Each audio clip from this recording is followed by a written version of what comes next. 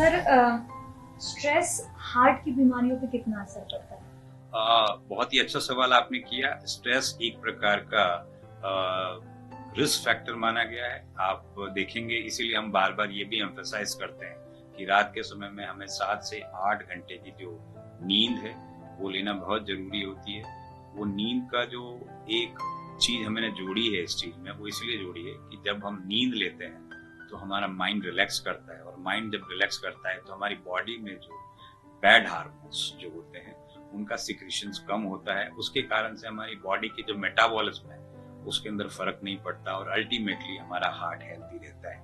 कहने का तात्पर्य ये हुआ कि स्ट्रेस जितना ज्यादा हमारी बॉडी में होता है उसमें हमारे शरीर में एक प्रकार के केमिकल चेंजेस आते हैं, और जो सबसे इम्पोर्टेंट एक फैक्टर माना गया है या एक हार्मोन जो कि सारी बीमारी के लिए प्रॉब्लम क्रिएट करता है, वो कहलाता है कॉर्टिसोल लेवल। जब हम स्ट्रेस लेवल्स हमारा बॉडी में हाई होता है तो हमारी बॉडी में कॉर्टिसोल लेवल्स बहुत ज्यादा होते हैं, और उसके कारण से हमारी एंजाइटी हमें देखने को मिलती है, हमारी हार्ट बीट तेज हो जाती है, उसके कारण से हमारी शरीर की बॉडी मेटाबॉलिज्म चेंज हो जाती है, और उसके कारण से हमें ज्यादा भूख भी लगती है, हम ओबेसिटी या हमारा वजन बढ़ जाता है, हमें नींद नहीं आती।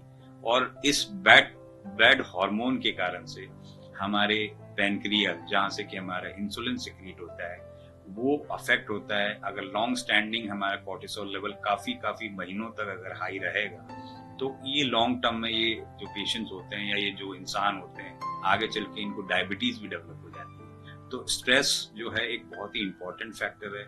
उसके बाद में डायबिटीज का डेवलप होना एक इससे एसोसिएटेड बीमारी है। और तीसरा, स्ट्रेस या कॉर्टिसोल लेवल्स के कारण से हमारे जो कॉर्नरी आर्टरीज है उसके अंदर भी काफी चेंजेस आते हैं, जिसमें कि इन्फ्लेमेशन का होना, क्लॉट फॉर्मेशन होना, हार्ट अटैक का आना।